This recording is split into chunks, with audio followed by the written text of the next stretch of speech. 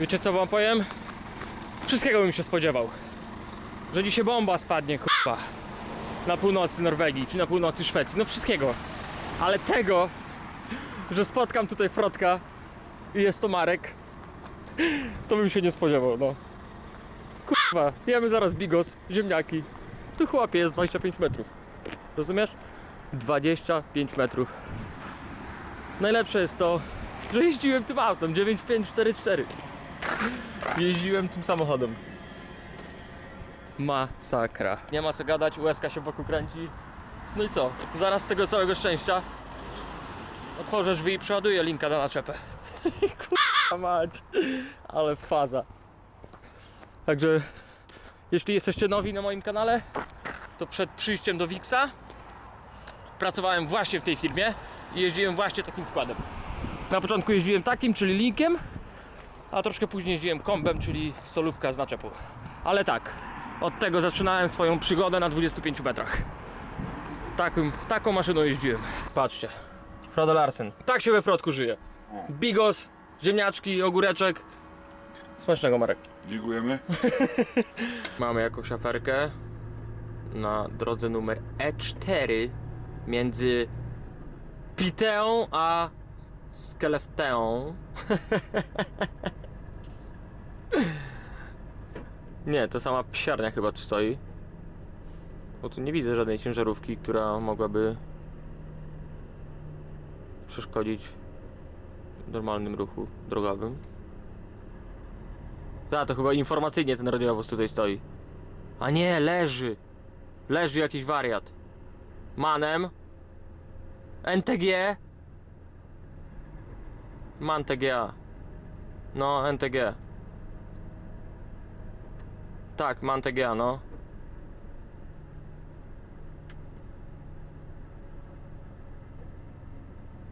Nie, bułgarska blacha. O kurwa, co jest, wariacie? Mogę jechać? Mogę, dobra. Tak, bułgarska blacha. Załadowałem się rano w Kagę. Rano. Godzinę temu się załadowałem. Czyli w sumie rano. O Boże, co ja pierdolę. Załadowałem się w Kagę godzinkę temu. No i lecę na spotkanie z Damianem. Wczoraj miał taką bardzo niecodzienną sytuację na drodze. Ucierpiał jego narożnik. Lewy bodajże. No i o tyle dobrze, że Damian ma wideorejestrator. I właśnie po to się jedziemy spotkać, bo gdzieś adapter zgubił do karty pamięci. No ja taki adapter mam. No i za chwilę się spotkamy i zobaczymy, jak to wygląda na wideorejestratorze. Mamy nadzieję, że będzie widać rejestrację gościa. No i będą go ścigać jakoś tam. No ale fakt jest taki, że narożnik rozwalony. I z tego co wiem, z tego co Damian mówił, to podczas mijania dla gościa się drzwi otworzyły od przyczepy. I nie dostał Damian drzwiami, tylko dostał rurą, która wypadła z przyczepy i spadła na ziemię. I wiecie, kawałek rury był jeszcze w środku, a końcówka leżała na Damiana pasie, na Damiana pasie po lewej stronie. No i lewym narożnikiem mnie uderzył, no. Także zaraz się spotkamy. Ja zgram ten filmik oczywiście i zobaczycie go zaraz po tym klipie. Patrzcie, to jest synchronizacja. Widzicie Damiana? Na wiadukcie jest akurat.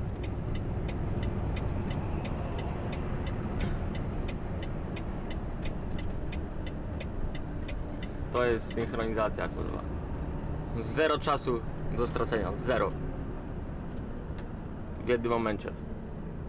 Nie no, świruję przecież.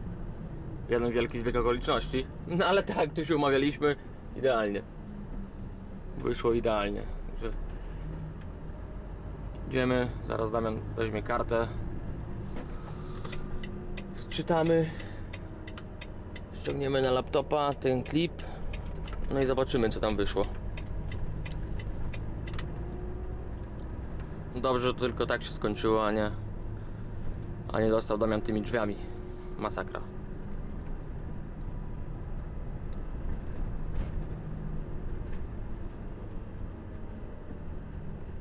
No tak w ogóle, jeśli ktoś tu jeździ, to jest jakieś 10-15 km przed przed Luleą. To się nazywa Matsund. I polecam tutaj śniadanie, obiad, kolację, co chcecie. Jest to otwarte od 10 i naprawdę jest wielkim sztosem. Za 100 koron można zjeść super żarełko. Także polecam, jeśli ktoś tu jeździ. Polecam serdecznie. Ale lodowisko tu jest. Patrzcie, nie mogę skręcić.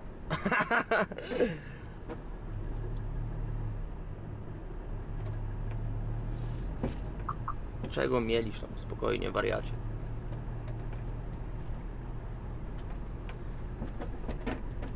Ten gdzieś po zaspach jeździ, wariat.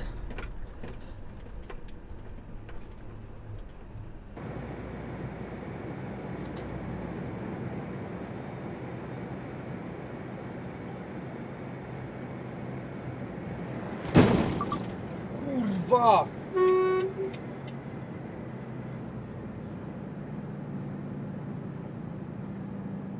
Skurwy, syn jebany! I co myślicie o tej całej akcji, którą miał Damian wczoraj? Ja nie wiem, jak można nie widzieć w lusterku czegoś takiego, przecież to wiadomo, nie patrzy się ciągle w te lusterka. No ale jednak nawet wiecie, nieświadomie się zerka w te lusterko co chwilę tam, no. Tym bardziej, że to było po jego stronie, po lewej stronie. Musiał to widzieć, nie wierzę, że nie. Chyba że to się stało dosłownie kurwa kilometr przed tym, jak się z Damianem mijał. Także no grubo. Dajcie znaka w komentarzu, co myślicie o tej całej akcji. Bo szczerze wam powiem, że gdyby Damian mi nie pokazał nagrania, to bym nie uwierzył. Bym powiedział, że w zaspę gdzieś przypiździł. Bo to naprawdę jest niespotykana akcja. A jeśli chodzi o sytuację u mnie, sytuacja na froncie wygląda następująco. Na całe szczęście wczoraj przyszły mrozy. Na ten moment jestem przed Pajalą i mamy, jak widać, minus 16. Jest godzina 13:07, także no zajebiście. Fajnie, że przyszły mrozy. Przy takim mrozie też już śnieg raczej nie będzie padał. No i dobrze się jeździ w takie duże mrozy, nie? To są dopiero pierwsze dni tych mrozów, także póki co jest jak było, ale jeśli te mrozy się utrzymają, to wszystko się tak wysuszy, że będziemy szli jak po asfalcie po tym lodzie, nie? A tu niestety na tym skrócie jeszcze na ten moment muszę gdzieś tam się dociążać czasami, pod te górki mi się ślizga, mimo to, że mam kolce. No ale wiecie, kolce na pewno mi dużo dają, ale jednak na czyściutkim lodzie nic ci nie pomoże, no. O, tak o, nawet zarymowałem se. Ja już rozładowany w Alcie. No i miała być, powiem wam, misja ratunkowa. Wczoraj wieczorem dostałem taki telefon od kierowcy od nas, że mu auto padło, turbina mu padła. Właśnie ktoś do mnie dzwoni. Czekajcie. No i akcja była taka, że jeszcze wczoraj wieczorem był plan taki, że ja rozładuję swoją naczepę, wypnę ją na śmietniku, pojadę 100 km po jego naczepę, przyjadę do Alty, rozładuję jego naczepę, załaduję jego naczepę i dopiero wtedy podepnę swoją i będę się bawił, nie? Ale właśnie przed chwilką się dowiedziałem, że jego naczepę już wczoraj ktoś przyciągnął do Alty i jest na śmietniku aktualnie. Także muszę tylko załadować mu naczepę, bo no trzeba, wiadomo, trzeba sobie pomagać. Także załaduję jego naczepę, wyciągnę za bramę, gdzieś na parking odstawię, żeby sobie po serwisie mógł tam, nawet po zamknięciu śmietnika, żeby mógł sobie podpiąć i ogień na Szwecję, nie? Bo mamy czwarteczek dzisiaj, także nie ma czasu do stracenia. Także z misji ratunkowej takiej, żebym samym koniem jechał 100 km w stronę Tromsø, zrobiło się tylko to, że ładuję na śmietniku jego naczepę. Także spoczko. No i co? I jest 9:30, zanim, mam nadzieję, że gdzieś do 12 wyjadę stąd. Zanim ja to, może szybciej nawet. I kamerę wrzucę o tam, na róg naczepy. I nagramy wąwóz z tamtej perspektywy. Ostatnio widzieliście nagrywany wąwóz z głowy. Teraz zarzucę kamerę tam. Załatwiłem sobie trytytki. Także możemy tam kamerkę wrzucić. Nie ma dużego znaczy dużego, jest minus 10, no. Nie wiem, jak kamera na to będzie reagować. No będzie w tym swoim magicznym opakowaniu. No mam nadzieję, że nic się nie stanie. Zobaczymy. I wiecie co wam powiem? Chyba przejechałem zjazd. Powinienem w lewo skręcić. Kurwa mać. Tak jak mówiłem przed chwilą, będę ładował dwie naczepy, swoją i kolegi. No i kolega ma nową naczepę. Białą. I zobaczcie, jak pięknie się prezentuje skład. No, ładnie. Szkoda, że tylko na chwilę mam tą naczepę. No ale ładnie by to wyglądało. No i ta naczepa, tak jak wcześniej mówiłem, jest tak jak myślałem i ma trochę łapy, troszkę dalej.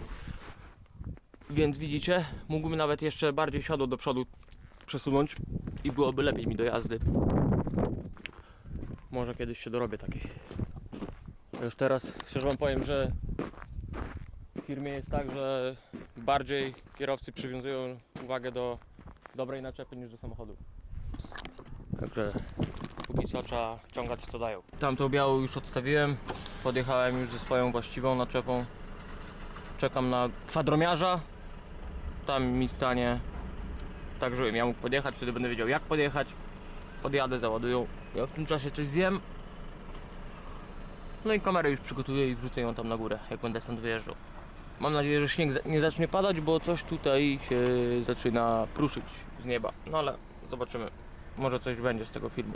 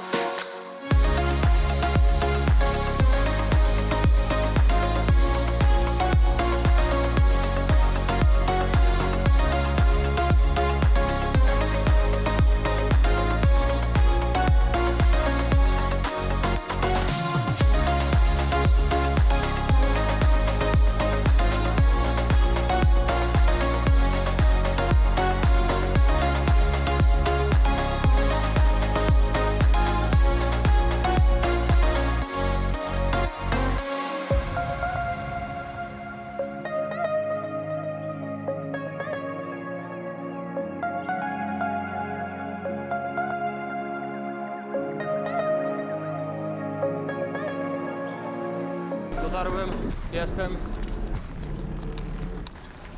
Śmiecioszki się sypią. Bałem się troszkę, bo miałem mało diesla. Ale jakoś to idzie. Popatrzcie, zobaczycie z bliska ten chwytak, który łapie śmieci. Patrzcie, ile on ich weźmie, nie?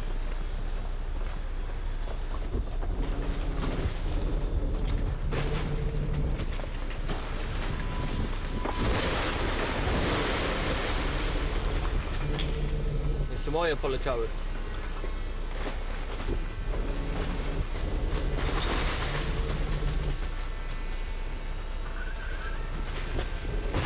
I cyk, i od razu do spalenia. Tak swoją drogą ciekawe, jakie to głębokie jest. A i widziałem, ktoś tam kiedyś pisał, że czemu dieslem, później się nie dziwicie, że spalarnie płoną. Dlatego można dieslem to pryskać, bo to widzicie, od razu leci tu, on od razu to wyciąga, no i to idzie już do pieca, nie? Także nie ma z tym problemu. Ja mówię, przyjechałem właśnie, podłoga ruszyła, także jest git. Zrzucimy, zrzucę i 60 km mam do załadunku. Będę ładował 17 palet flisu, ale takiego flisu wiecie w paczkach, nie? Do takich sklepów rolniczych to wozimy. I tym razem też tak właśnie będzie.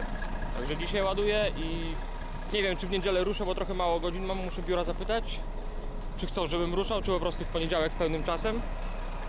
To już od nich zależy. A jadę koło Bodo, tam jakaś wiocha. Przed Bodo jeszcze muszę na jakąś drogę 812 skręcić. I tam będę zmierzał w niedzielę albo w poniedziałek, zobaczymy. To był, powiem wam szczerze, długi tydzień. Prawie wyjechany jest, znaczy wyjechany może nie jestem do końca, bo mam teraz jakieś 83 godziny na ten moment wyjechane. Także nie ma tragedii, bywało gorzej. I lecą śmiecioszki. Widzicie, jakie to jest pozamarzane? Bo gdyby nie używało się diesla, czy tak jak glikolu, co niektórzy używają, nie ma opcji, żeby to ruszyło przy takich mrozach, nie? Tym bardziej, że walcie ładują to z podwórka, więc to jest mokre i no, trzeba sobie jakoś radzić. Patrzcie, jakie stopy mam duże, kurwa.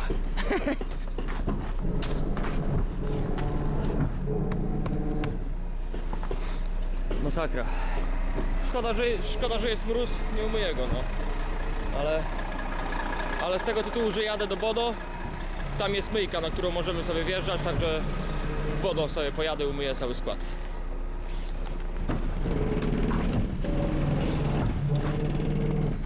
Spadaj śniegu.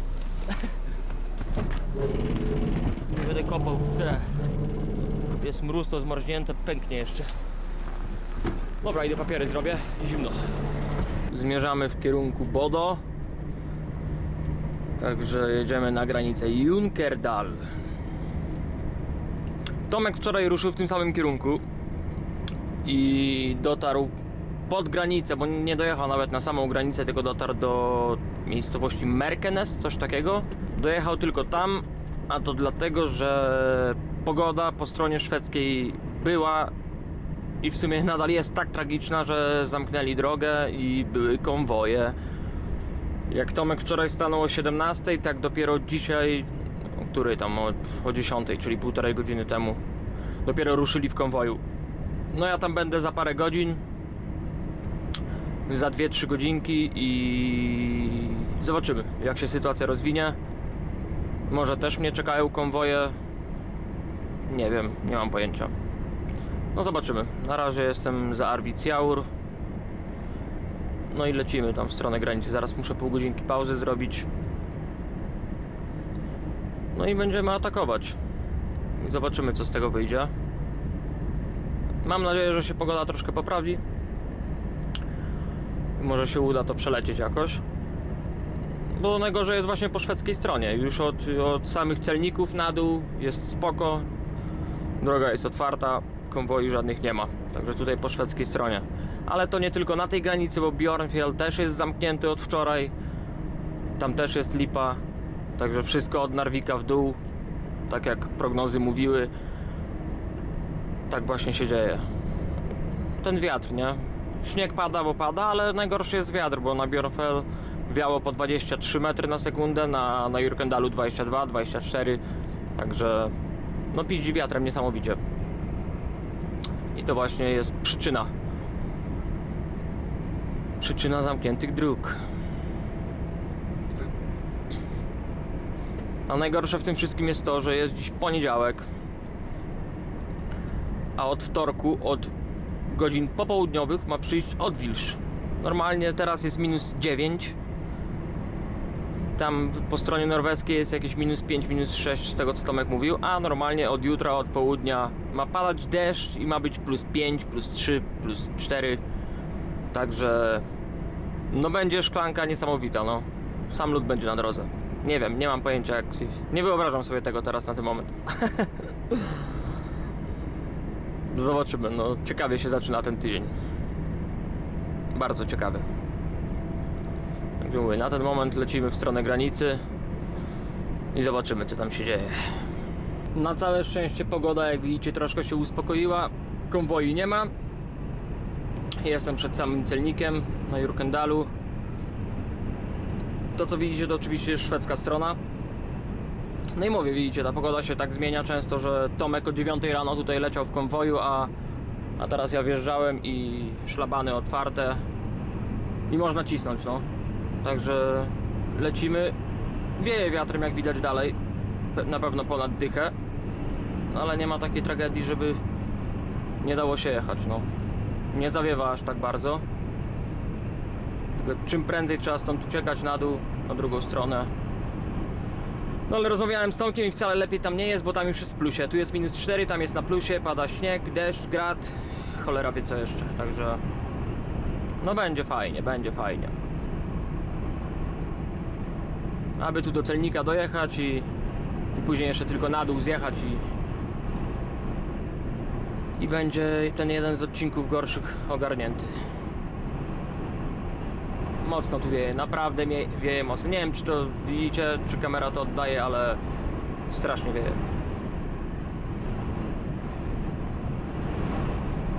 Masakra. O, widzę celnika już. Jest dobrze.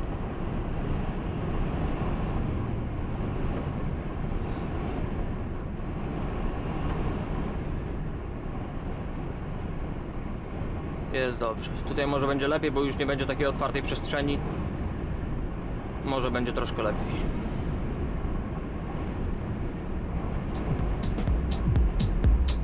Okaże się zaraz.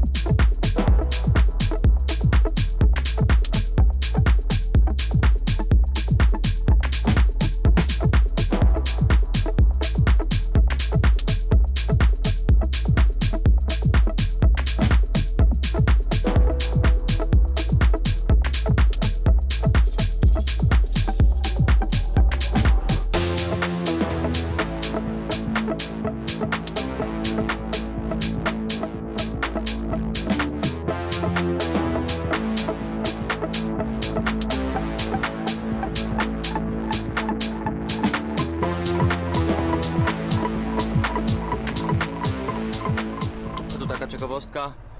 Pamiętajcie, że pierwszeństwo ma ten, który jest większy.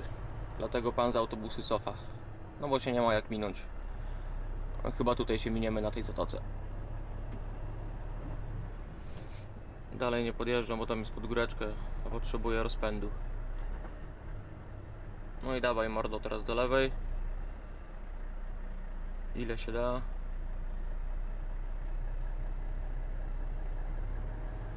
No, Marcinek powolutku idzie.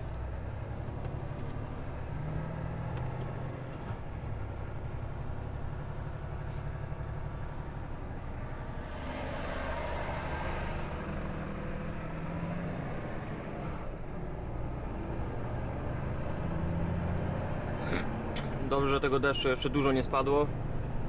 To nie zmyło tego śniegu. Może nie będzie tak źle. No ale i tak się zastanawiam o tych 8%, które widzieliście wczoraj. Wczoraj myślałem, że od razu na załadunku będę kiety zakładał. No ale tutaj... No nie chce mi się, wam powiem, no. Kurwa, no. Jak stanę, to założę. Do takiego wniosku doszedłem.